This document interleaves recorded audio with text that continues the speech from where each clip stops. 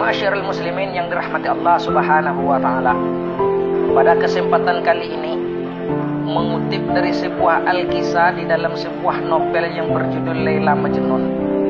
Di sini kita ambil sebuah hikmah bahwasanya pada suatu ketika Majnun yang berjalan di depan orang yang sedang melaksanakan ibadah sholat, berjalan untuk mengejar kekasihnya yang bernama Laila.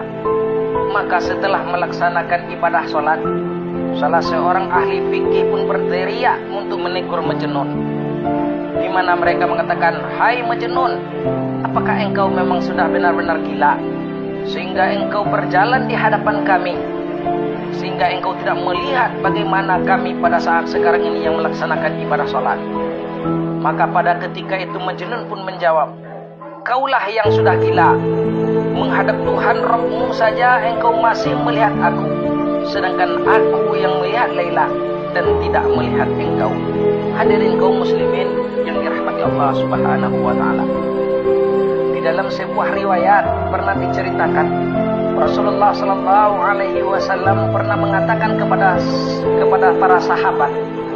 Beliau mengatakan, "Wahai umatku, wahai sahabat-sahabatku, ketahuilah olehmu nanti ketika di yaumil mahsyar begitu banyak orang yang datang kepada Allah Subhanahu wa taala karena mereka dimasukkan oleh Allah Subhanahu wa taala ke dalam api neraka.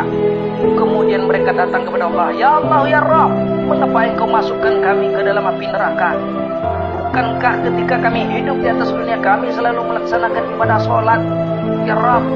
Tetapi mengapa pada hari ini bukankah engkau mengatakan jikalau ibadah itu ditandai dengan ibadah sholat, maka wahai Allah ya Rabb, kami selalu bersujud kepada engkau, kami selalu berdoa kepada engkau, kami selalu tafakur kepada engkau ya Allah di dalam sholat kami. Namun mengapa pada hari ini ya Allah engkau masukkan kami ke dalam api neraka?"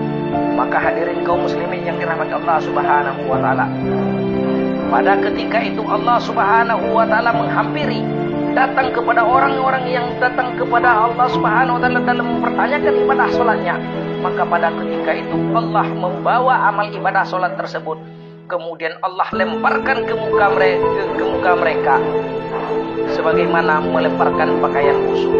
Inilah suatu diibaratkan di dalam sebuah cerita.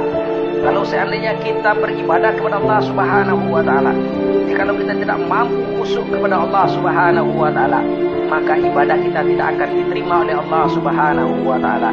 Kaum muslimin yang dirahmati Allah Subhanahu wa taala, pantaslah para ulama mengatakan, jikalau kalian itu beribadah bagaikan kalian menanam sebuah pohon atau sebatang pohon.